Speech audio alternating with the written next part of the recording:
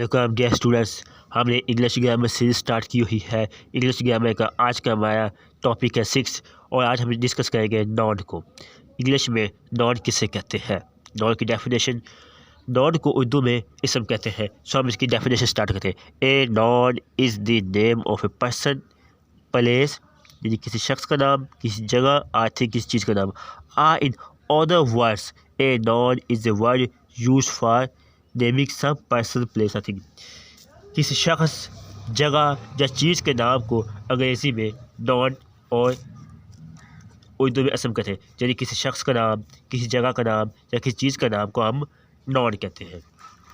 जैसा कि कायदे आज़म एक शख्स का नाम है, नदीम एक शख्स का नाम है, इस्लामाबाद एक जगह का नाम है, यानी एक शहर का नाम, एक जगह का नाम होगा। ठीक है। अब टेबल एक चीज़ का नाम है, ठीक है। शुगर एक चीज़ का नाम है, ठीक है।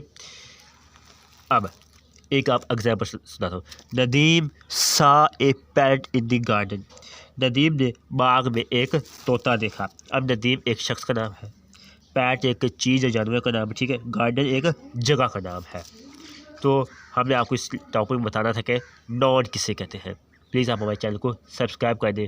नेक्स्ट इंग्लिश आप देखना चाहते हैं हमारे, तो आप चैनल में प्लेलिस्ट पर जाएं और इंग्लिश ग्रामर के सीरीज़ के आप टॉपिक्स बाकी भी देख सकते हैं।